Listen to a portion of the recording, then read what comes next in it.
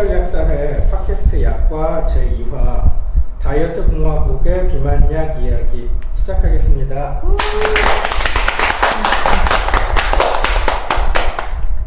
예, 저희가 지난번에는 그 가다실, 자궁경부암 예방 백신, 가다실에 대한 얘기를 했는데 오늘은 또 다른 종류의 그 오남용 이야기를 조금 해보려고 해요. 예, 비만약 문제인데요. 사실 그 우리나라처럼 그 다이어트 열풍이 심한 나라도 좀 없을 것 같다는 생각이 드는데 특히 이제 약을 먹어가면서 이렇게 다이어트를 하는 나라는 좀 드문 것 같기도 하고 그런데 이 다이어트를 위해서 먹는 약에도 여러 가지 그 부작용이라든가 좀 우리가 우려스러울 만한 그런 것들이 있잖아요. 그래서 그런 이야기를 좀 오늘 해보려고 합니다. 네, 그런 얘기를 해야죠. 근데 뭐 다른 나라도 다이어트는 큰 이슈예요. 뭐 미국이나 이런 나라들은 비만이 거의 사회적 문제죠. 뭐 제가 본 자료에는 10명 중에 1명은 뭐 오비시티, 뭐 비만이다라고 얘기할 정도인데, 근데 차이점은 우리나라는 날씬한 사람들이 많이 먹는다는 거. 그렇죠. 우리나라는 그 서구 서양인들 같은 경우에는 그 우리하고 똑같은 BMI에서도 훨씬 심질환, 특히 심장질환 같은 거 걸릴 확률이 높잖아요. 그래서 네. 미국 사람들은 굉장히 그 심장병 같은 거에 거의 노이로제 정도로 신경을 많이 쓰고 걱정을 많이 하던데 비만인 사람들은 특히 동양인은 같은 비슷한 정도의 비만 정도로도 서양인에 비해서는 훨씬 심혈관 질환에 덜 걸리는 편이잖아요. 이제 그런 것들도 있고 한데 그렇다고 물론 심각한 비만이 이제 그 아무 문제가 없다 이렇게 할 수는 없지만 상대적으로 그렇게까지 심하지 않은 경우에도 날씬한 몸매를 유지하기 위해서 조금 더 날씬해지기 위해서 그러니까 아주 병적으로 비만인 사람이 정상 체중으로 이제 그 치료를 하려는 목적으로라기보다는 그렇게 심하지 않은 비만이라든가 아니면 심하지 않은 게 아니라 정상 체중인데 그런 사람들까지도 더 조금 더 날씬하고 조금 더 예뻐지려고 먹는 경우도 많고 그리고 그 과정에서 약물 치료를 조금 과하다 싶을 정도로 공격적으로 하는 측면도 있는데 이런 것들은 다른 나라에 비해서는 조금 더 심한 좀 심각한 수준이 아닌가 이런 생각도 들더라고요. 그래서 그 약사로서 일하면서 저희가 항상 약국에서 정말 이렇게 그 비만약 먹어도 되나 이런 거에 대해서 항상 걱정이 있었거든요. 약을 드리면서도. 그래서 오늘은 좀 그런 얘기를 해보려고 하는데요. 그러니까요. 저는 약국에서 사실 비만약 처방전 오면은 사실은 조금 걱정스러울 때도 많아요. 그쵸. 그 안에 칵테일 처방이라고 해야 되죠. 그러니까는 원래 약을 쓸 때 기존이 다른 약물을 서로 좀 그 시너지 효과를 위해서 시너지스틱 이펙을 위해서 섞어서 쓰는 거는 약물 치료의 기본이긴 한데 기존이 똑같거나 비슷한 약물을 2중, 3중으로 쓰는 칵테일 처방이 만연하잖아요. 사실은 그렇잖아요. 그것도 사실 스크리닝이 없이 그냥 그대로 나간 경우가 너무 많고 약을 좀 강하게 여러 가지 약을 네, 남용 약간 좀 약간 겁 없는데 막 이런 생각이 들 정도로. 근데 그게 또 그 소비자가 이제 강하게 요구를 해서 그런 측면도 있는 것 같고 또 일본은 처방이 조금 너무 약의 효과만을 생각하고 부작용보다는 효과를 자꾸 강하게 얻기 위한 그런 쪽으로 처방이 좀 기울어서 그런 것들도 있는 것 같고요. 그러게 아무튼 비만약은 해피드럭, 그러니까 해피드럭이라고 하는 거는 이제 그 뭐 비아그라나 그런 약품처럼 약간 약이 아니라 무슨 그냥 일반 상품처럼 이렇게 소비되는 recreation use라고 그런 어떤 경향 트렌드가 우리나라에서 특히 강한 것 같아요. 나의 즐거움과 어떤 나의 그 만족을 위해서. 근데 문제는 이 약물들은 그렇게 할 정도로 안전한 약물들은 아니고 좀 걱정스러운 부분이 있는 약물들이라는 거죠. 얘기를 한번 시작을 해보죠. 일단 그 우리나라에서 지금 제일 많이 쓰이고 있는 성분이 두 가지가 있잖아요. 이제 펜터민하고 펜디메트라진 이렇게 두 가지 성분이 있는데 조금 여기에 대해서 좀 그러니까 식욕 억제제로 가장 많이 쓰이는 게 펜터민하고 펜더메트라진인데 펜터민 이 성분을 많이 쓰죠. 그리고 이 성분은 지금 뭐 전 세계적으로도 제일 비만 치료에 있어서 퍼스트 투스처럼 이렇게 식이 억제제로 많이 쓰이는 성분 중에 하나인데, 근데 이제 이런 약물을 이해하려면 사실 이런 약물들이 마약류에 속하잖아요. 우리가 이제 소위 말하는 향정신성 의약품. 근데 그쵸. 마약류에 향정신성 의약품이라는 카테고리가 들어있는 거죠. 그 안에 이제 속하는 건데 예. 이제 그런 약물들은 왜 거기에 들어있냐면은 이제 물론 약물에 오남용 우려가 있는 약물들이 다 거기에 들어가 있는 건데 뭐 이 정신적 의존성이 있는 네, 약품들을 그쵸. 이제 향정신성 네, 네, 의약품으로 오남- 따로 네. 분류를 하는 거죠. 네네 그렇고 그래서 이 약물의 구조를 보면은 조금 성격이 좀 더 명확한데 펜터민 같은 경우는 이게 그 구조가 암페타민하고 거의 유사하죠. 암페타민이 그 옛날에 각성제로 썼던 약이잖아요. 그쵸. 각성제를 하면 이제 네. 그러니까 잠을 안 자게. 그래서 제 기억에도 옛날에 어렸을 때 그 고등학생들이 타임이라는 약을 먹고 시험 기간에 밤새서 그거를 구할 수가 있었어요 쉽게? 제 친구가 약국하는 집 아들내미가 있었는데 이게 근데 그때 의약불합 전이었어요. 의약불합 전이었기 때문에 어. 그리고 이게 80년대 일이라 그래서 그런 걸 구해서 먹고 공부하는 경우가 그러니까 문제는 이런 약물들이 있었던 것 같아요. 뭐 환각을 일으킬 수도 있고 여러 가지 그렇죠. 좀 네. 야기할 수 있는 것들인데 하여튼 그런 이게 예전에는 또 ADHD 치료제로도 쓰였어요. 이 암페타민 자체가. 근데 이 암페타민에서 그 뭐 우리는 이제 약사들은 화학을 하니까 뭐 알파 자리 뭐 일반인들은 모르겠지만 그 자리에 메틸기 하나 더 붙은 게 펜터민이에요. 구조 쉽게 비슷하죠. 말하면. 네. 네, 구조가 거의 유사하고 그러니까 성격도 거의 유사하다고 봐야 되겠죠. 기전이 이제 그 우리 머리 그러니까 브레인 뇌의 신경전달 물질의 유리를 증가시켜가지고 식욕을 억제하는 그런 기전인 건데. 노르에피네프린을 주로 분비를 촉진하고 그다음에 도파민도 이렇게 해서 이제 교감신경 흥분 작용도 있고 중추 그 식욕 중추를 억제하는 작용이 있고 이제 그렇게 해서 그렇죠. 효과를 그래서 나타내는 입맛을 거죠. 떨어뜨리는 건데. 입맛이 없게 되죠. 예. 이게 교감신경을 흥분시킨다는 게 시험 기간 되면 밥맛 없잖아요. 이거랑 똑같은 거예요. 그렇죠. 네. 저는 밥맛이 있던데. 왜 그러셨을까? 자, 그리고 펜디메트라즈는 어떤가요? 그 펀더메트라진은 이거는 구조가 그 뭐랑 비슷한 그 백본이라고 하는 그 백본이 좀 그런 용어를 쓰지 마. 왜요? 나의 스타일이야. 그 메스암페타민이라고 아시죠? 그걸 누가 알아요? 멘트 아니 이 약물 유명한 약물 아니에요?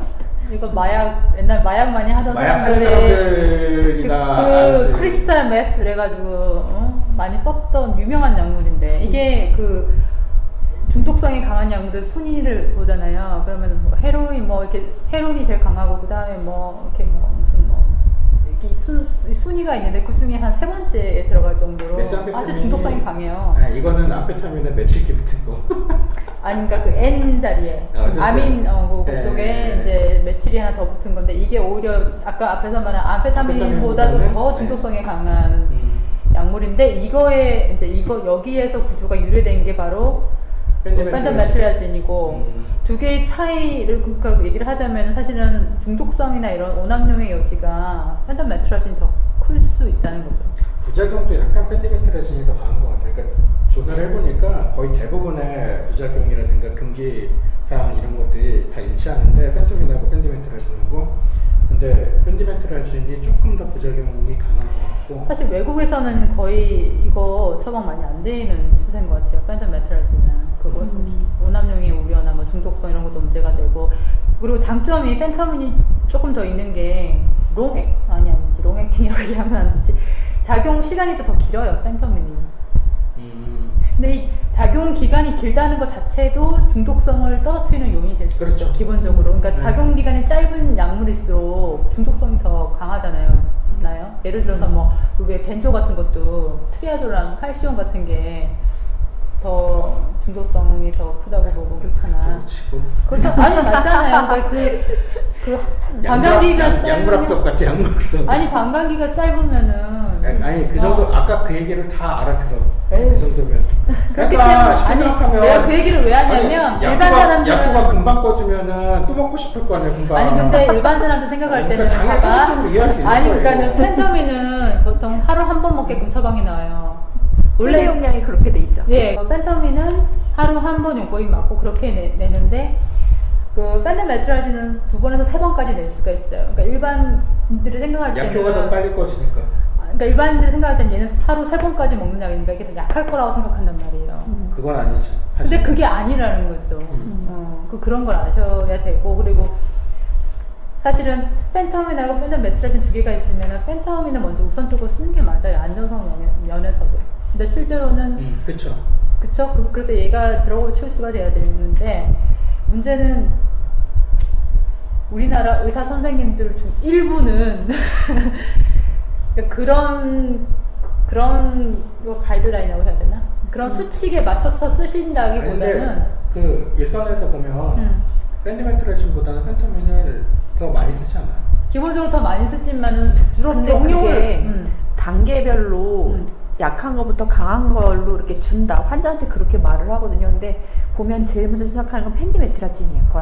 그렇게 쓰는 데가 있어요. 이렇게 나오고 우리 주변에는 한 알반씩 쓰다가 2알씩 쓰고 그러니까 안 되면 펜터민으로 가고 이게 이런 식으로. 그러니까 문제는 그렇게 의사마다 그리고 지역마다 그러니까 자기들만의 어떤 그런 걸로 쓰고 있는 것 같아요. 약을. 방식이 있다. 예, 그러니까 뭐 딱 공인된 어떤 가이드라인이 딱 있는 것도 아니고 표준화된 가이드라인이 있는 것도 아니고 그렇게 좀 중구난방으로 쓰는데 문제는 그게 사실은 그 위험성에 대해서 그리고 아무도- 원칙은 원래 BMI가 30 이상 그러니까 보통 그게 지금 과체죠. 그게 고도 비만의 그쵸. 기준이죠. 그러니까 키가 한 160 정도 되는 평균 정도의 여자분이라고 하시면 몸무게 한 90kg 거의 그렇게 나와야 되죠. 별로 그런 사람 없잖아요. 그러니까 뭐 우리나라에는 거의 없죠. 예, 대상자가 별로 없는데 그럼에도 불구하고 아주 고개도 너무너무 호리호리하고 심지어 이렇게 손을 내미는데 보면 손등이 말라서 뼈가 이게- 이렇게 드러나시는 분들도 마크 약을 타가요. 이분은 그 약을 타갈 게 아니고 정신과로 가셔야 될 것 같은데. 근데 그것도 사실은 이런 약물을 장기간 먹게 되면 그 금단 증상이라고 해야 되나 그것 중에 그런 게 있어요. 그러니까 폭식이나 거식증 같은 거. 그러니까 약간 그런 분들이 이미 오랫동안 약을 먹어서 그 몸을 이렇게 날씬하게 만드셨는데 그런데도 계속 집착을 하는 거죠. 그런 분들도 그런 케이스도 있는 계시고. 것 같아요. 보면은 되게 우리가 봐도 되게 말랐잖아요. 근데 그게 네. 거식증의 특징이잖아요. 되게 마른 몸인데 자기가 먹는 거에 대해 죄책감을 느끼고 뭐 억지로 토해낸다든지 아니면 그런 약을 계속 받으러 오는 거 안 먹으면 도로 찔 것 같고 옛날로 돌아갈 것 같고 이렇게 집착한단 말이에요. 그럼 불안증이 있어요. 불안하다 그러거든. 근데 먹고 나면은 그 죄책감 때문에 되게 괴로운 거예요. 그런 사람 되게 많아요. 나보다 더 날씬한 사람인데 이 약을 못 끊어요. 그것도 그렇고 이제 이 약에 중독이 되신 것 같아요. 그래서 이거를 먹고 살을 빼는 걸 기대하는 게 아니고 이걸 안 먹으면 너무 피곤해요. 나가서 맞아. 사회생활을 할 수가 없어요. 금단 증상 중에 있어요. 네, 그래서 그 피로감을 이기기 위해서 교감신경이 항승돼 있는 상태니까. 근데 정신도 약효가 맑고 떨어지면 그렇지. 그치. 네. 근데 반짝하는 거죠. 네. 심지어 그 약을 타러 왔는데 이분이 기본적인 알바를 나가서 못해요. 그래가지고 돈이 없는 거예요. 그래서 막 친구한테 전화해서 빨리 체크카드로 10,000원만 보내줘라. 뭐 언니한테 전화해가지고 얼마가 모질라는데 돈 보내줘라. 막 그렇게 좀 사회적으로 봤을 때 영 아니잖아요. 근데 그러시는 분들도 계세요. 그러니까 이거 우리나라에서는 계속 이게 중독이 돼가지고. 비만 치료제가 아니고 그냥 미용약인 것 같아요. 네. 그리고 아까 말한 30, BMI 30이라는 기준도 예외 조항이 있긴 있어요. 다른 뭐 어떤 심혈관 질환 리스크 팩터라고 해야 되나? 위험 요소가 있는 사람들은 BMI가 27?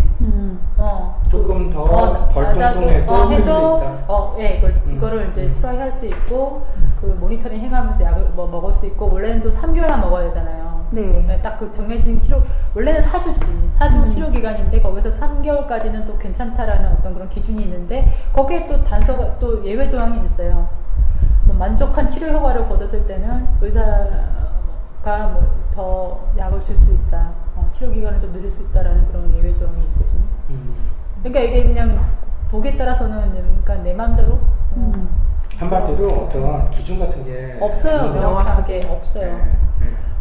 그래서 우리가 나중에도 또 다시 얘기를 하겠지만 어쨌든 그렇다 이거죠. 근데 또 그 이 펜디메트라진이 그 펜메트라진이라는 이야기 되잖아요. 우리 몸에 들어와서는 그쵸. 대사돼가지고. 근데 이 그쵸. 펜메트라진을 옛날에는 많이 썼는데 지금은 그 정보체인 펜디메트라진을 쓰게 된 건데, 펜메트라진이 그 조사를 하다 보니까 비틀즈가 맞아. 옛날에 애용했다고. 그래서 그 위키피디아에 보면은요 그 얘기가 있어요. 그 폴 맥카트니는 하나씩밖에 안 먹었는데 존 레논은 여섯 가지 먹었다. 그 얘기가 있어요. 비틀즈가 한참 잘 나갈 때 스케줄도 많고 그리고 음악도 작업해야 되잖아요. 자기들 그러니까 이제 곡도 피곤하니까. 만들고, 그걸 먹어가면서 했던 것 같아요.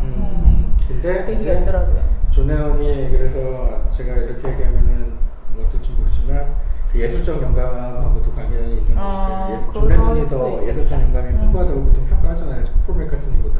에이 그건 아니야. 아니야, 그 비틀즈는 그 아니, 그러면은- 예술적 측면은 존 레논이 리더였고 아니, 상업적인 아니, 성공은 폴 그러면 맥카트니가. 선생님 그렇게 얘기를 하시면 폴 맥카트니 또 그래서 폴 레알 맥카트니는- 먹었더라면은 그럼 예술적 그 영감이 더 뛰어났을 것 같아요. 아니지, 이런- 그게 그런 얘기가 거예요? 아니라 폴 맥카트니는 네. 현실주의자였던 거죠. 그래서 하나밖에 아. 안 먹었던 거지. 근데 존 레논은 좀 예술적인 기질 뭐 이런 게 좀 기분파. 그러니까 이거 편집해서. 그 어쨌든 근데 그 팬덤 메트라진 같은 경우는 좀 조사를 좀 해보니까 외국도 뭐 이게 아직 처방이 좀 되어지고 있는 것 같기도 한데 위키에 보면 무슨 말이 나오냐면 이게 뭐 요즘에는 뭐 많이 안 쓰이고 별 뭐 팬플러하지 않다 이런 말 중에 이걸 아주 오남용하는 곳이 있다. 그러면서 딱 한 곳을 예를 드는데 그게 사우스 코리아예요. 나는 이 요즘에는 처음이겠어. 자처방 안 되는데 사우스 코리아. 이것을 아직 남용하는 지역에 있는데 그게 사우스 코리아라고 되어 있어서 또 충격을 먹었어요. 근데 문제는 이게 아까도 말했지만 식욕 억제제는 한 가지만 쓰는 게 기본이잖아요, 원칙으로. 분명히 그- 이게 각자 의약품의 금기사항에 다른 식욕 억제제를 병용하면 안 된다. 그게 그러니까는 금기사항이 이렇게. 펜타민하고 펜디메트라진의 그 설명서를 읽어보면은 거기에 다른 식욕 억제제와 함께 사용하는 게 금기로 돼 있어요. 금기예요. 맞아요. 주의도 아니고 금기는 절대 안 되는 거거든요. 근데 그런 처방이 너무 많아요. 금기된 약물이기 때문에 두 개의 병명은. 근데 그게 지금 버젓이 처방이 되고 있다는 게 약사로서 이거는 지어주면 안 될 것 같은데 우리가 할 수 있는 게 없어. 그러니까 저번에도 금기- 말했지만 이걸 갖다 사실대로 얘기를 다 해줘요. 이런 위험도가 있고 뭐 원래는 한 달 정도 먹고 3달을 쉬라고 돼 있다. 뭐 이런 얘기를 다 해주고 그러면 의사가 그 약국에 가지 말라고 그러고 처방전을 이렇게 자기랑 이렇게 막 담합한 약국에다가 간호사를 시켜서 갖다 주고 저희 가서 찾아가라고 이런 짓을 해요. 그래서 그렇게 됐어요. 그러니까 이거는 이게 되게 좌괴감에 빠져들게 만드는 처방이에요. 사실 이 비만약 처방이 이게 이름은 비만약인데 비만약도 아니고 사실 비만인 사람도 별로 없고 그리고 지금은 이게 약을- 저희 약국 같은 경우는 그 환자가 주민번호가 이렇게 다 나오지 않으면 저는 약을 줘주지 않았거든요. 이 주민번호 다 대라 이렇게 해가지고 다 그 누가 적었는지 명확하게 알 수 있게 기록이 다 남아 있는데 근데 이제 청구하는 약이 아니잖아요. 그러다 보니까 정부에서 급여가 아니죠. 그러니까 청구해야 될 의무가 없지. 예, 그러니까 이제 정부에서 관리를 잘 못하는 그 관리를 그 좀 사각지대에 있었던 아니 근데 그런 현장이기 것도 때문에 있고 청구는 해야죠. 아 약국 입장에서는 그런 거구나. 그쵸. 병원은 안 그렇죠. 되죠. 그리고 이제 그러다 보니 또 이제 같이 일하시던 약사님들 딴 데서 일하시고 오신 분들 얘기를 들어보면 뭐 다이어트 전문이다라고 하는 그런데 뭐 병원도 아니고 그냥 무슨 센터도 아니고 애매한 비만 클리닉. 예, 그쵸. 그런 걸 운영하는 그런 데서는 이걸 갖다 환자들이 싫어한다고 주민번호도 없이 그렇게 해서 처방을 내는데 아니 그걸 근데 환자들이 자기 아는 사람 주민번호 같은 걸로 대신 받고 이런 도용하고. 거 되게 많은 것 같아요. 이것도. 그래가지고 보면은 이렇게 보면 나이가 안 맞아. 타가는 사람이 자기가 먹는 것 같은데. 맞아, 이건 좀 다른 얘기인데 스틸록스 이런 것도 그렇더라. 그래서 자기 이름으로는 스틸록스가 정해져 관리가 안 있잖아 됐던 개수가요. 거죠. 네. 그러니까 다른 사람 이름도 타가요. 예, 먹으려고. 그러기도 하고 하여튼 문제가 그런 좀 많은 문제들이 거죠. 있죠. 그리고 이제 비만약들도 주민번호가 뒷자리가 기재가 안 된다든가 이런 처방들이 있잖아요. 그러면은 DUR 같은 데도 그 안 걸러지죠, 사실은. 맞아요. DUR에서 검토가 되려면은 주민번호 뒷자리가 다 있어야 되는데 근데 주인보로 뒷자리는 그냥 둘둘둘둘둘 이렇게 해가지고 처리해버린다든가 이렇게 해서 DUR에 이렇게 기록이 안 남도록 되거든요. 네. 그리고 약을 이렇게 해서 용법에 맞춰서 뭐 최대 용량을 넘지 않는 선에서 한 달치를 타갔다.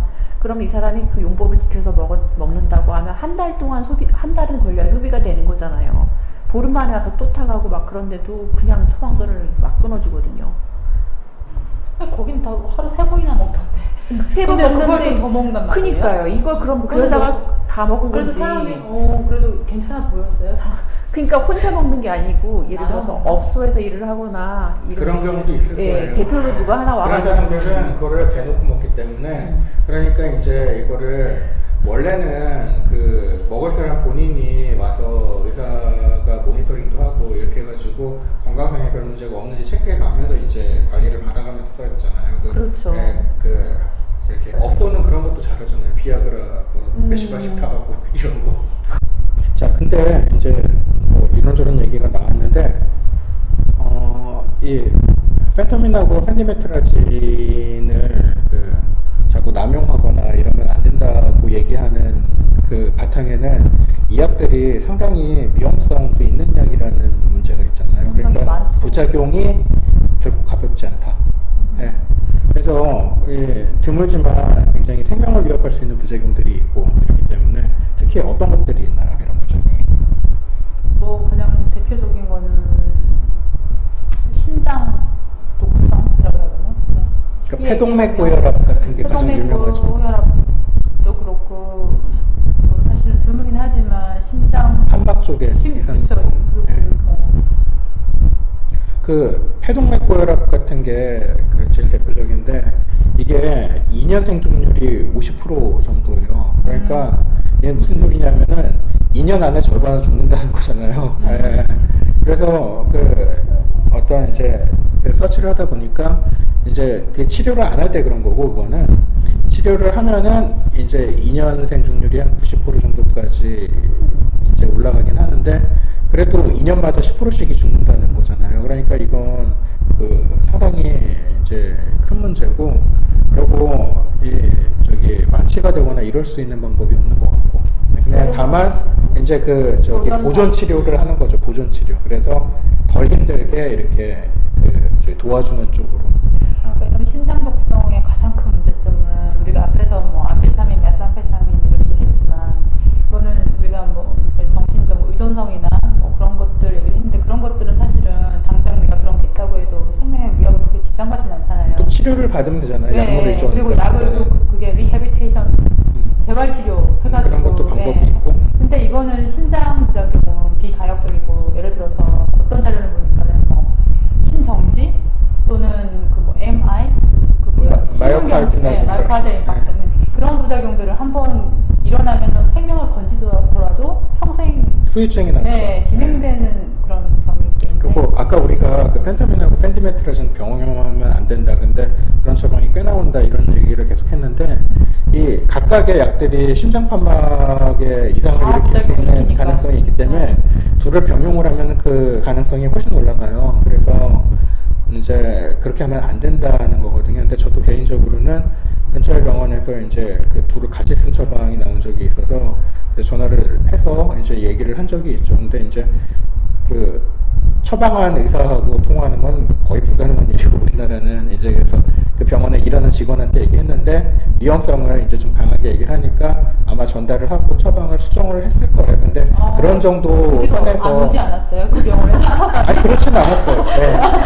네, 그렇지는 않았고 그래도 거기는 그래도 괜찮네. 말 그렇죠. 들어주면 말 안 들어준 데 되게 많아. 그리고 그래도 다행인 게 이제 펜터민 한 종류만 내고 가급적이면 저도 저희 메인 병원은 의사 선생님 그 원장님이 그 펜터메트라진 안 쓰지를 않으시고 펜터민만 그것도 용법도 지켜요. QD 이상은 잘 안 내요.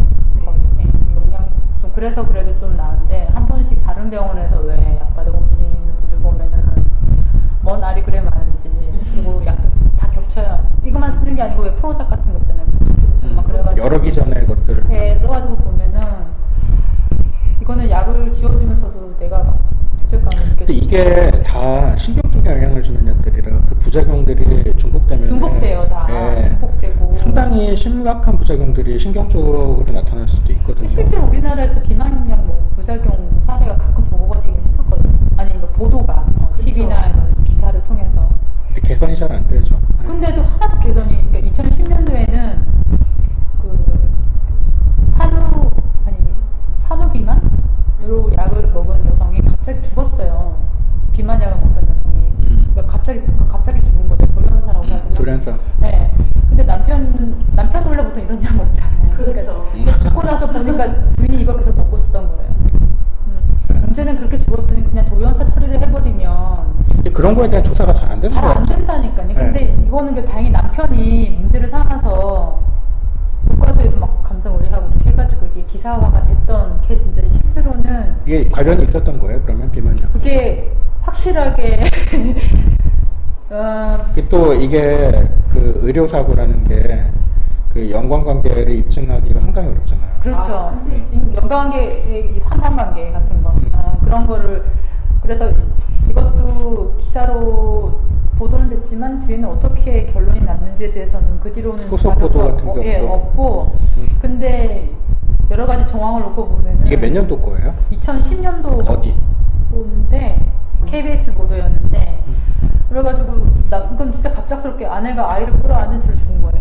제 생각에는 이거는 심정지 같아요. 카드가 그랬어요. 네. 그러니까는 팔과 다리 아예 마비됐고 인공호흡을 하면서 갔는데 죽었어요. 호흡이 아예 없었기 때문에. 그래서 남편이 이제 왜냐하면 부인이 지병이 없었어요. 그리고 아무런 문제될 게 없었고 그래서 이제 국가서에 의뢰를 해가지고 보니까 이게 비만약인데 펜터민을 먹고 있었어요.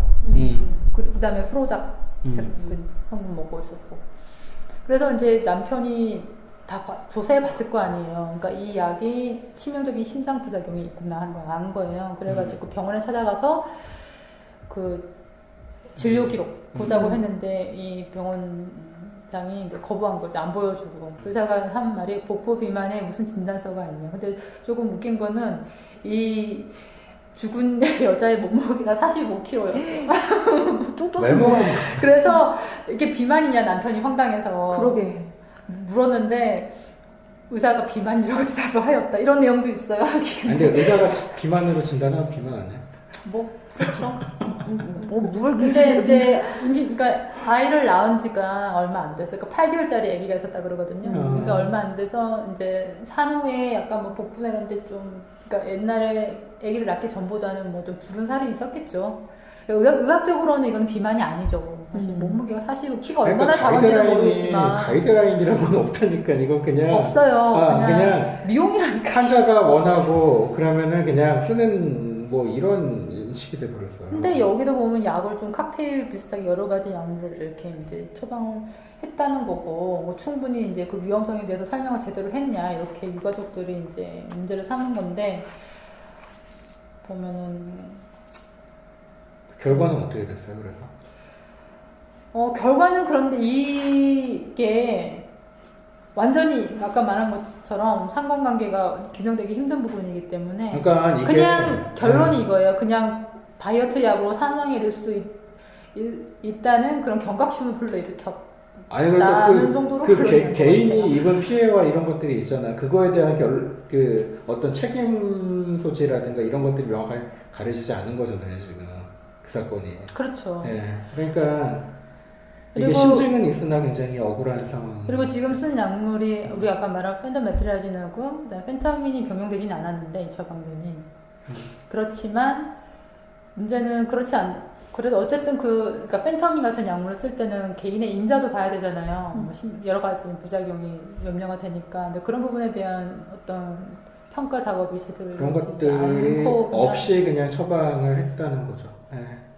저희 약국 같은 경우 나오는 거 보면 갑상선 기능 항진증이 있어요. 근데도 펜터민을 그거 먹으면 안 되잖아. 그럼 근기상이잖아. 근데도 나온다니까요. 그런데도 펜터민을 주고 한 번은 그런 일이 있었어요. 그것까진 몰랐는데 이 여자가 전에 우울증 치료를 받았어요. 그래가지고 아직 완치된 건 아니고 지금도 가끔 약을 먹어요. 그런데 그 사람한테 그 약을 준 거예요. 근데 엄마가 그걸 발견했어요. 그래서는 근데 우울증 약 먹고 살찐 건 아닐까? 아닌가? 우울증약 중에 살게 찌는 약들 그렇죠. 그런 있잖아요. 약도 있죠. 물론 빠진 부작용으로. 아, 그럼 그 약을 조정을 해야지. 이거를 그렇죠. 그다음에 이거를 그러니까. 약을 더 줘가지고 그래서 그 여자가 우울증이 나빠졌어요. 그래가지고 엄마가 와서 난리를 치고 와. 아니 봐요. 아까 그 죽은 사람 애기 엄마 있잖아요. 네. 그 사람 약 처방됐던 내역을 보면은 보세요. 그러니까 성분으로 얘기해. 성분으로. 펜터민을 먹었어요. 펜터민하고 그 다음에 그 서머펜 서머펜은 그 아세타미노펜하고 카페인 들어있는 건데 에페드린 들은 거. 근데 그치. 에페드린하고 그 펜터민하고는 화학 구조가 비슷하잖아. 그치. 그게 페닐에틸아민 기본 구조 가지고. 암페타민하고 에페드린은 비슷한 그치. 건데. 구조가 좀 많이 비슷하죠. 우리는 우리가 화학을 많이 배우니까. 근데 봐봐요. 그러면은 불면을 야기할 수 있는 게 펜터민도 있지, 카페인도 있지, 에페드린이 있어요. 이런 불면을 야기하는 약이 한 가지가 아니고 여러 가지가 있어요. 그래서 이 의사가 뭐 준 줄 알아요? 아티반 넣어놨어. 기본이에요. 이런 거는 이런 처방 정도는. 그쵸. 아티반 로라제팜? 네, 로라제팜. 그리고 또 근데 이런 약을 계속 먹으면 또 그 장의 운동이 둔화가 되잖아요. 근데 내가 이 처방전을 보고 좀 아니, 이렇게 의심스러웠던 게 이 처방전이 스피로락톤 있잖아요. 이뇨제인데 얘가 칼륨 수치 올리잖아. 칼륨 하이퍼칼레미아 오면 심정지 올 수 있거든. 그러니까 약이 지금 겹쳐. 이게 심장에 영향을 줄 수 있는. 심장에 안 그래도 위험도를 계속 높이는 약들이 근데 알다톤 있는데다가 먹었단 말이에요. 거기에다가 스피로락톤을 먹었잖아요. 포타시움 스페어링 이노젠잖아요. 그치. 그러면 심장에 훨씬 더 부담이 될 수 있지. 그러니까 우리가 좀 듣는 사람을 생각하자. 알닥톤이라는 이뇨제를 썼는데 이뇨제를 왜 썼을까 생각해보면 이뇨제를 쓰면은 몸에서 물을 빼내는 거니까 몸무게가 주는 것처럼 된단 말이에요. 그래서 이뇨제를 비만약 처방에 쓰는 경우도 있는데, 근데 이 알닥톤이라는 이제 그 이뇨제는 어떤 성질이 있냐면은 몸에 칼륨을 자꾸 쌓이게 만들잖아요. 그렇죠. 얘는. 근데 칼륨 수치가 혈액 중에 높아지면은 이게 심장에 부담을 주죠. 그래서 심정지 올 수 있잖아요. 안 그래도 아까 있었던 약 중에 펜터민하고 에페드린하고 두 가지가 심장 쪽에 부담을 주는 데다가 지금 이 알닥톤을 먹어서 칼륨 수치가 올라가 있으니까 3중으로 심장에 부담을 주는 거죠. 카페인도 과다하면 심장. 카페인은 그렇죠. 얘네들에 비하면은 그래도 그렇지, 세 발의 양반이지. 양반이지. 라고 보는 어쨌든 거죠. 처방을 보면 약간 그래서 그리고 상대적으로 이 사람이 몸무게 작게 나가잖아요. 이런 사람들은 더 위험해. 그치 심장에 대한 그런 게 그 예를 들어서 마취제 같은 것도 몸무게 작은 사람은 더 주의했었어요. 그러니까 우리가 왜 마취제도 보면 남자 여자 나눠서 참 분포용적이 다르죠. 그렇지. 그래서 여자 분포용적이. 중에 노인들하고 그다음에 여자들은 조금 더 주의해야 돼요. 안 그러면은 왜냐면은 몸 자체가 작으니까 같은 약이 들어갔을 때 더 그래서 강하게 작용하죠. 나는 이 케이스를 읽고 이 사람은 진짜 심정지로 좀 잘못된 거 아닌가 생각이 들었던 게 보면 너무 작아서. 약도 구성이 그렇지. 그리고 몸무게가 아까 48kg밖에 안 나가는 이런 얘기를 자꾸 하면 고소당할 수도 있어. 이거는 편집해야 될 것 같아. 재밌는데 이런 얘기가. 그래, 그러면 그 다음 얘기로 넘어갑시다. 고소당하기 싫어. 그리고 오래 먹은 사람 경험적인 얘기인데 오래 드신 분들 보면 팔다리가 계속 저리고 아프다는 사람이 이렇게 많아요. 그게 아까 말한 희귀 억제제 걔네들 혈관 수축하고 그러잖아요. 그것 교감신경 흥분시키고 그러니까 그런 것도 영향이 있을 수 있고 또 토피라메이트 같은 경우는 그게 아주 흔한 부작용이에요. 신경 전달을 억제하는. 토피라메이트는 아주 큰 부작용이고 저도 제가 실제로 그런 사람 너무 자주 특히 토피라메이트를 함량을 높게 쓰는 사람들은 그런 부작용이 이렇게 많이 나요. 근데 설명을 또 해주자. 이걸 역할을 나눠야 될 것 같아. 토피라메이트라는 게 원래 간질에 쓰는 거잖아요. 근데 간질이라는 게 쉽게 얘기하면 뭐냐면 뇌에 무슨 누전이랄지 전기 스파크가 비정상적인 전류가 생기는 거지. 전류가 그렇죠. 너무 많이 흘러가지고 이렇게 비정상적으로. 그래서 말하자면 일단 누전 비슷하게 이렇게 되는 건데 뇌에서 토피라메이트가 그 뇌에서 그 전기가 전달되는 거를 막는 역할을 하는 거잖아요. 억제하는. 그렇게 해서 간질 발작을 이제 그 예방하는데 쓰는 건데 토피라메이트가. 근데 이거에 부작용 중에 체중 감소가 있단 말이에요. 한 10% 이상의 사람들이 매우 흔한 매우 흔한 부작용에 부작용. 체중 감소가 있어요. 그래서 응용을 해서 쓰는 거죠. 그런 근데 식으로. 그 매우 흔한 부작용에 체중 감소하고 똑같은 빈도로 있는 게 그거예요. 손끝 저리고 막 아프고 피누로 찌르듯이 아프고 신경병증 증상처럼 오는 거 있잖아요. 그것도 되게 흔한 신경 쪽에 영향을 주는 얘기니까. 네, 부작용이고 아까 앞에서 잠시 말했지만은 이게 그 펜터민하고 토프라메이드 병용요법은 좀 많이 전 세계적으로 많이 쓰여지는 병용요법인 것 같아요. 왜냐면 기전이 다르거든. 그러니까 조금 그래도 아까 그치? 덜 위험하다고 생각을 하는 거죠. 아니 그것도 그렇지만 펜터민하고 펜타메트라진 두 개가 기전이 같잖아요. 결론적으로는 그 우리 그 뇌에서 나오는 신경전달물질 모노아민 신경전달물질 자꾸 분비시키는 거잖아. 근데 요거는 두 개를 같이 쓰면 기전이 또 다르잖아요. 그러니까 상세 효과가 있나요? 그러니까 이제 펜터민은 아까 말한 그런 그 모노아민 신경 전달 물질을 올리는 거고, 막 분비시키고 그리고 얘는 전달 자체를 토피라메이트는 신경 전달을 억제하니까 그렇지. 서로 반대 방향이잖아요. 전달을 억제하면서 이제 두 개를 같이 써서 그러면은 조금 서로 예, 효과를 조금 보는 이제 건데 그래서 아까 그 큐시미아라는 게 그 미국 약이 FDA에서 승인을 받았는데 얘도 웃긴 게 얘가 언제 승인 받았더라? 처음에 회사에서 2010년인가 그때 승인 받으려고 한번 냈는데 거절당했어요. 위험할 수 있다. 세이프티 때문에. 그랬는데 2년 있다가 재수해가지고 한 번 더 넣었더니 그때는 뭐 어떻게 잘 얘기가 됐는지 승인됐어요. 근데 EMA 유럽 있잖아요. EU는 아직 승인 안 해주고 있어요. 미국만 해주고. 그래서 우리나라도 아직 승인 안 해주고 있나 봐. EU가 해주면 아마 우리나라도 해줄 것 같아. 근데 우리나라는 사실은 그게 승인이 안 됐지만 실제로 의사들이 많이 쓴다는 거죠. 병용요법으로. 아주 제일 흔하게 볼 수 있는 병용요법 중에 하나잖아요. 토프라메이트하고 그 펜터민은. 그리고 저는 옛날부터 좀 이 약이 왜 이렇게 돼 있는지 이상하다고 생각했는데 비만약으로 쓰는 약 중에서 그 타이레놀 성분 진통제 있죠. 아세타미노펜. 이거하고 카페인하고 에페드린하고 세 가지 섞어놓은 약이 있어요. 아까 잠깐 얘기가 나왔는데. 근데 저는 이 약을 왜 여기다가 진통제는 도대체 왜 넣었지? 비만약인데. 비만약으로 승인받은 게 아니잖아요. 이거는. 나는 그거를 몰랐어. 그러니까 비만약으로밖에 처방이 안 나오잖아요. 현실적으로 이 약은. 그렇죠. 근데 이게 승인을 받기 위해서 감기약 비슷하게 그래서 아세타미노펜을 집어넣어가지고 그래가지고 그래서 감기약 비슷하게 승인을 받은 다음에 사용은 이제 실제로는 비만약으로 쓰는 거죠. 카페인과 에페드린의 효과로 이제 그렇게 그런가요? 이런 것도 좀 이상한 약이죠. 근데 문제가 뭐냐면 이게 쓸데없이 진통제를 계속 먹게 되잖아요. 이러면 사실 그러게. 그러니까 사실 꼼수랄까 좀 하여튼 이게 좀 바람. 아까 말한 그 손끝 아프고 이런 부작용을 좀 완화해 주긴 하겠다. 진통제로. 그러니까 그 비만약 처방들을 보면은 그런 게 되게 많은 것 같아요. 그 부작용들 굉장히 많은 약이잖아요, 사실. 그러니까 그 부작용을 또 커버하기 위해서 계속 또 다른 약이 들어가고 또 다른 약이 들어가고 그러니까 이 교감신경 흥분 때문에 장운동이 떨어져서 변비가 생기니까 변비약 기본으로 들어가고 뭐 이런 식으로. 그리고 플록세틴을 먹으면 또 메스꺼고 이러니까 또 항구토제 같은 거 또 넣어주고.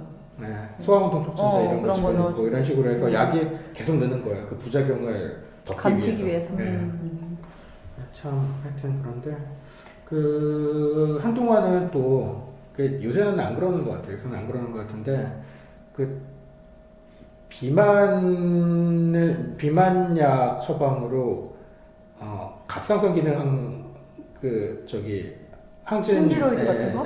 그런 약을 낸 경우도 있어요. 그쵸, 있었죠. 있었어요? 네. 저는 그런 처방 본 적은 없어요. 아니 저는 예전에 전 받지는 않았었고. 그래서 도대체 갑상선 기능이 정상인데 이걸 왜 먹을까? 근데 알고 봤더니 이거를 신제로이드 같은 이제 갑상선 기능을 항진시키는 약이 이것도 교감신경 흥분 효과 비슷한 게 있잖아요. 에너지 대사를 촉진하겠지. 에너지 대사를 촉진해서 몸에 뭐 지방이라든가 이런 것들을 이제 에너지로 빨리빨리 소모시키기도 하고 식욕도 떨어뜨리고 그런 목적으로. 근데 이거는 정말 그 조그만 어떤 득을 보기 위해서 갑상선 호르몬이라는 게 몸에 굉장히 큰 영향을 주잖아요. 조그만 영향. 하긴 이게 외국에도 그랬던 네. 적이 많나 봐요. 네. 이거 오남용 신지로드 같은 거를 오남용 했던 게 요새는 참 왜냐면은 잘 안 그러는 것 같아요. 외국 자료에 보면은 처벌받았었던 걸로 알고 있는데요. 외국에서 아니 우리나라였던 것 같은데 의사가 그렇게 다 처벌받았었던 것 같아요. 아니 어쨌든 그게 외국의 이 약에 대한 그 설명서에 보면은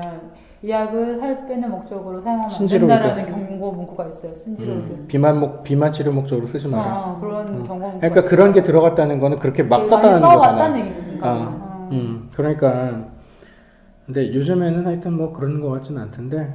그리고 마지막으로 그 비만약에 대해서 쭉 여러 가지 비만약에 대해서 얘기를 좀 해봤는데 그 리덕틸이 있죠. 리덕틸은 퇴출됐잖아요 시장에서. 그 약은 이제 안 쓰죠. 시부트라민, 리덕틸은 이제 퇴출됐는데 이거 얘기를 조금 해주시죠. 이것도 한동안은 꽤 처방도 나오고 그럼요. 꽤 이 약, 꽤 많이 썼던 약인데. 되게 처방이 많이 됐던 약물이고 그 얘는 앞에서 말한 그 펜터민하고 그 펜텀 메트라이진 하고는 또 기전이 조금 다른 게 앞에서 말한 애들은 그 신경전달 물질 분비 자체를 억제했잖아요. 근데 이제 시부트라민 같은 경우는 그왜 분비를 억제하는 게 아니라 분비를 촉진. 분비를 촉진했잖아요. 근데 네. 요거 시부트라민 같은 경우는 분비 자체를 촉진한다기보다 왜 분비되면 왜 전달되는데 일부는 쓰이고 나머지는 재흡수되잖아요. 리업테이크를 그 리업테이크 이런 얘기 하면은 사람들이 머리 아파서 못 들어. 차단하는데 무슨 옛날에 약물학 배웠다고 복습하는 시간 같아. 근데 그거를 이제 차단하는 그런 리업테이크 인히비터 이런 것도 얘기를 해야 돼요? 네. 뭐야 이거 편집할 거야. 네, 그래서 하여튼간에 얘도 한참 처방이 많이 됐는데 어느 순간 얘가 이제 마켓에서 사라졌죠. 2010년쯤? 그게 심장 그 관련 부작용 때문에. 근데 이게 결정적으로 얘가 그 판매 금지가 될 수 있었던 게 그 유명한 그 트라이얼 시험 임상 시험이 있었죠. 스카우트 스터디라고. 이게 이것 때문에 얘가 마켓에서 사라진 거예요 결정적으로. 그 얘기 좀 해주세요. 스카우트 그 스터디라고 하면 그게 뭐냐면 그 SCOUT가 이게 뭐의 약자죠. 예. 임상 시험 되게 그런 식으로 이름 짓잖아. 그렇죠. 그러니까 그 시부트라민 카디오베스큘러 아웃컴 트라이얼 해가지고 그 시부트라민이 어떻게 심혈관에 영향을 미치는지 그 결과에 대한 연구인데 이게 나름 뭐 대규모예요. 한 10,000명 이상의 사람들을 그것도 여러 지역 EU 있잖아요. 거의 16개 국가인가? 그 국가에서 그 사람 10,000명 이상의 사람들을 대상으로 조사를 한 건데 이때 조사 결과로 이제 시부트라민이 심각하게 심혈관 부작용을 일으킬 수 있다라는 게 밝혀졌죠. 그래가지고 이제 이 스터디가 2009년 가을인가 그때 나왔어요. 곧바로 EU에서 이거 금지시켰거든요. 결과가 안 좋게 나왔어요. 그치, 결과가 안 좋게 나왔죠. 그래가지고 그리고 이제 미국하고 캐나다는 조금 버티다가 계기다가 2010년도에 아니 실제로 그랬어요. EU는 반대 바로 딱 이렇게 했는데 미국하고 캐나다는 슬슬 눈치 좀 보다가 이건 초등학생들도 다 들을 수 있는 전력용 2010년도에 이제 마켓에서 이제 없어서 사라졌고 우리나라도 그 뒤에 금지가 됐죠. 근데 실상 환자들을 이렇게 보는 입장에서 보면 그 리덕틸보다는 펜디미트라치나 펜토민이 훨씬 부작용 호소를 많이 하는 것 같은 느낌이거든요.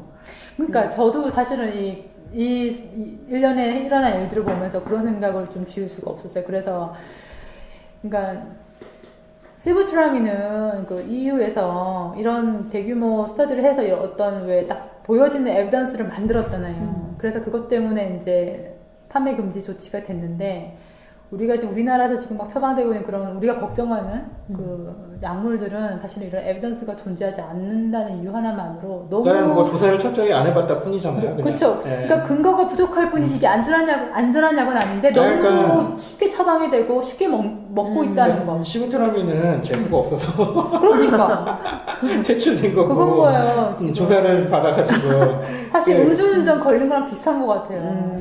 이 사람 그러니까 이렇게 그렇다고 비교하면 해서 좀 지금 웃길 수도 사용되고 있는데, 있는 다른 뭐 펜타민이나 펜디메트라진이라고 해서 더 안전하다고 볼 수는 전혀 없는 거잖아요. 근거가 없이. 지금 우리가 볼 때는 그렇죠. 우리가 걱정하는 부분도 그거고. 그리고 우리가 앞에서 말했지만 뭐 펜타민하고 펜타메트라진 둘 다 심장 부작용도 있는데 두 가지가 병용까지 되고 그리고 그렇죠. 용법도 기존 용법보다 더 많이 먹는 경우도 보이고. 근데 거기에 대해서 우리가 약사인데 할 수 있는 게 너무 없는 것도 되게 이제 현실적으로 힘든 부분이죠.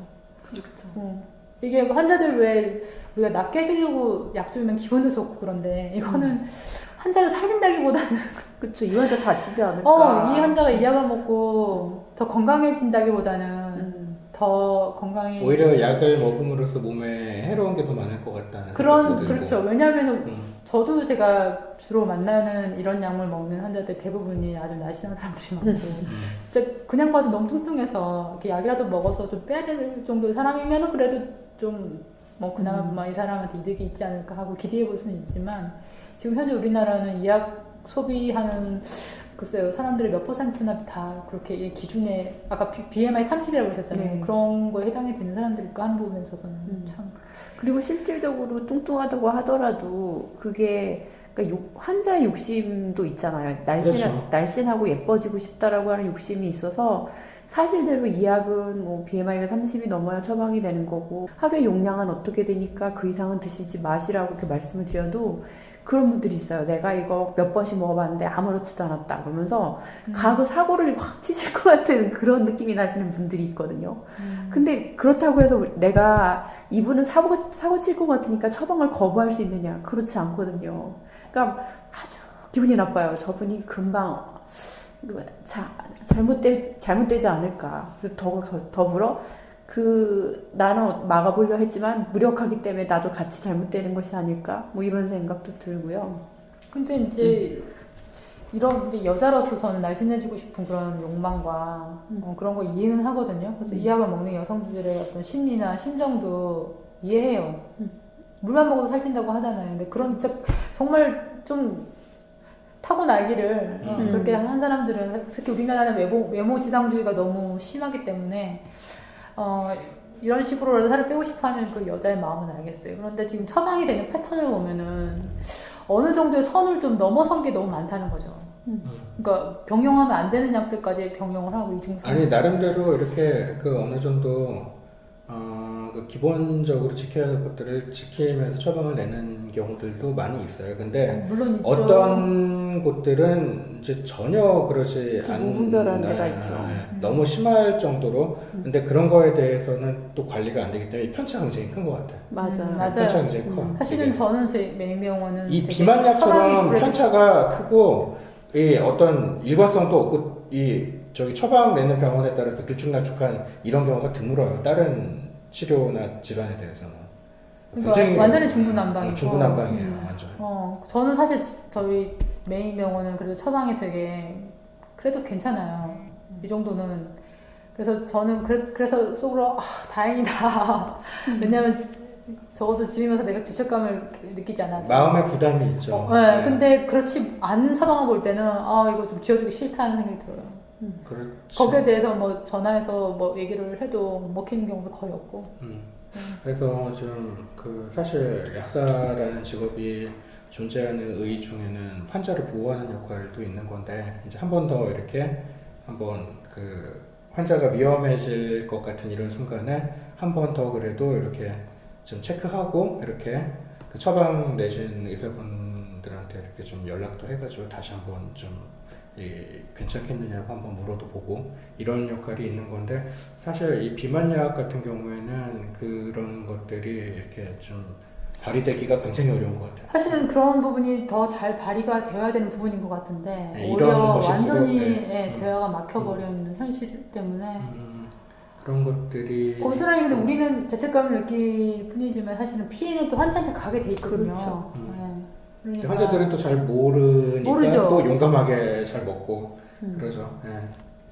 그렇기도 하고 그 다음에 또 아까도 조금씩 얘기가 나왔지만 그 결국 좀 이 비만 치료제라는 거를 현실적으로 인정을 할 수밖에 없다면 또 그렇다고 해서 비만 치료제를 다 없애고 처방을 내지 말라고 할 수도 없잖아요. 실제로 꼭 필요한 경우도 있고 그러면은 최소한의 어떤 가이드라인이 좀 있고 좀 잘 지켜졌으면 좋겠다, 관리가 됐으면 좋겠다는 생각이 있는데 너무 이 관리에 사각지대에 있는 것 같고요. 또 그런 것들을 조금 더 조장하는 것들이 이 비만 치료제들이 다 대부분 다 비급여잖아요. 근데 비급여에 대해서는 그 처방 공개가 안 되는 경우가 많죠. 그러니까 아까도 말씀드렸지만 다른 사람이 대신 약을 타러 온다든가 네, 그러면은 그 사람이 여러 사람 이름으로 많은 약을 타가지고 한꺼번에 먹거나 이렇더라도 그거에 대해서 어떤 관리가 안 되잖아요. 그리고 또 그 주민번호를 완전히 다 적지 않은 그런 처방전 그러면 DUR에 그게 기록되고 검토되고 이렇게 해서 그 검토가 안 되니까 이런 것들도 문제가 있고요.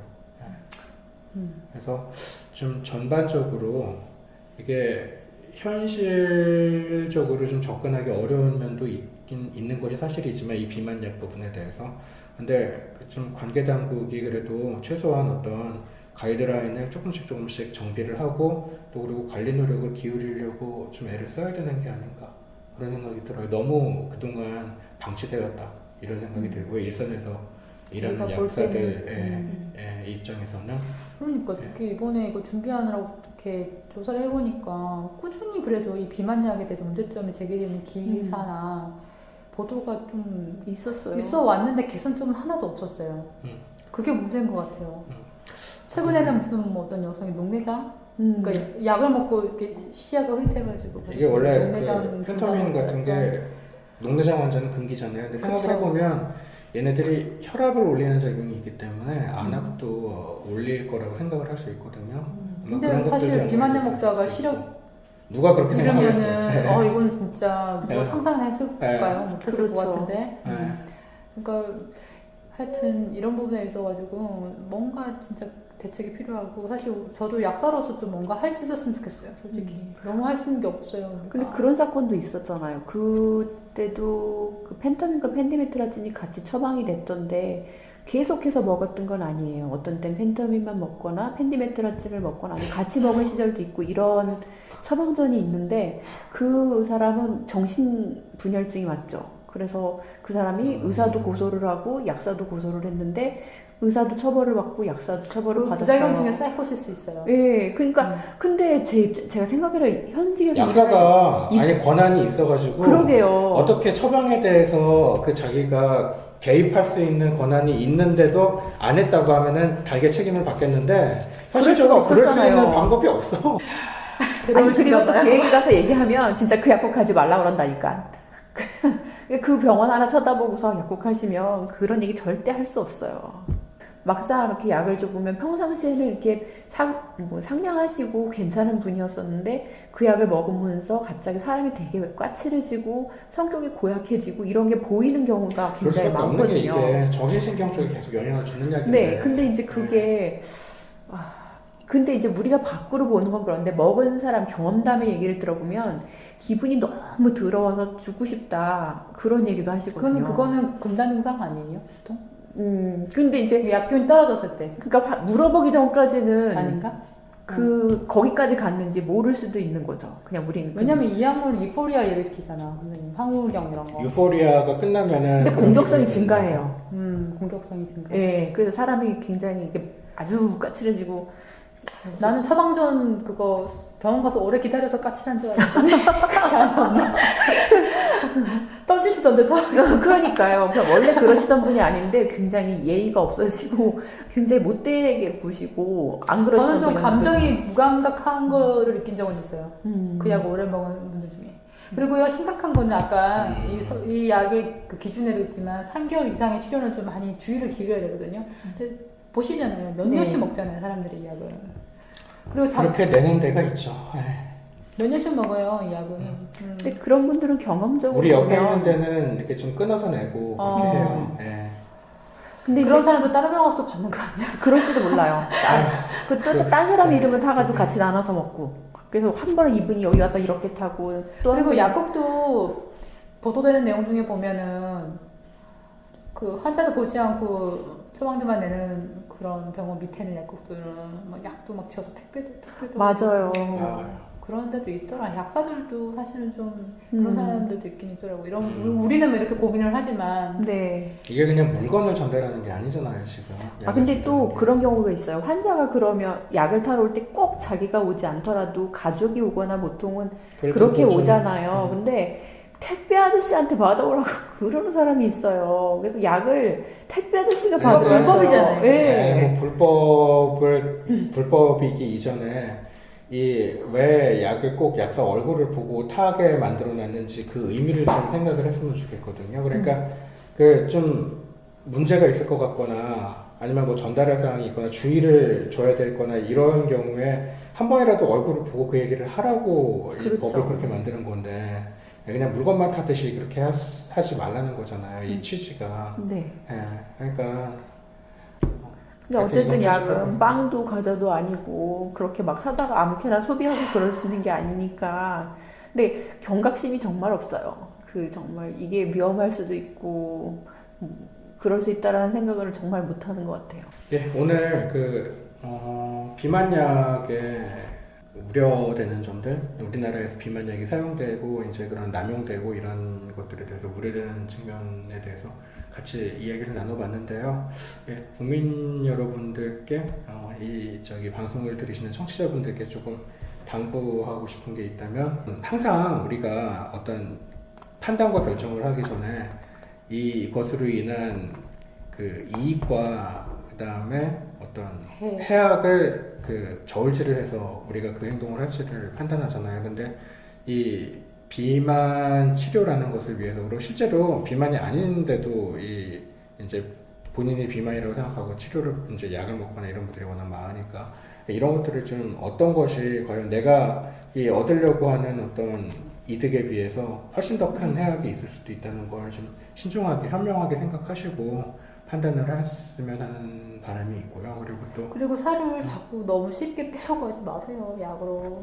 네, 그러니까 사실 음식과 교과서에는 다 그렇게 돼 있잖아요. 어. 그 다른 식이요법과 운동요법과 이런 거를 카운셀링을 다 해가면서 그럴 때에도 잘 되지 않을 때 단기적으로 이런 약들을 보조적으로 쓰는 거다. 예, 교과서는 다 이렇게 실려 있는데 현실은 손쉽게 이런 약으로 해결하려는 게 주고 그 다음에 더 근본적인 어떤 방법 이런 것들은 이제 좀 멀리하거나 등한히 하기가 쉽다는 거죠. 예. 그래서 이런 것들은 좀 문제가 있는 것 같아요. 세상에 그 쉬운 길에는 대가가 있다는 대가가 것을 있고 예. 저도 이해해요. 여자로서 저도 다이어트 해봤고 근데 이제 그렇게 빼면 금방 요요 와요.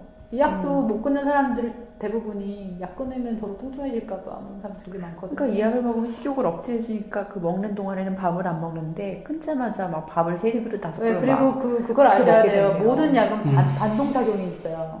우리가 왜 혈압약도 바로 끊으라고 하지 않는 이유가 혈압약을 갑자기 끊게 되면 그 반동작용으로 혈압이 갑자기 확 올라갈 수도 있고 그렇게 되면 또 심장이나 이런 데 그렇죠. 부담을 줄 수 있기 때문에 그런 것 때문에 사실 갑자기 혈압약을 끊으면은 아까 말한 뭐 돌연사 같은 거 확률이 올라간다 이런 것 얘기들도 있거든요. 그러니까 똑같은 원리예요. 이런 약도 갑자기 끊으면 반동으로 우리가 그 리바운드 현상이라고 하잖아요. 반동으로 그 식욕이 더 올라갈 수도 있어요. 그러니까 그런 것들도 생각하셔야 되고 어쨌든 가장 쉬운 길이 가장 좋은 길은 아니에요. 더 베스트 웨이가 아니라고. 네, 그러니까 정말 그냥 정석으로 가장 바람직한 방법으로 이렇게 살을 빼고 했을 때 뒤에 부작용도 없고 그리고 그런 반동, 리바운드, 요요 현상도 적다는 거죠. 본인의 건강을 위해서 그런 부분들을 충분히 생각하시고 결정하셔야 될 것 같아요.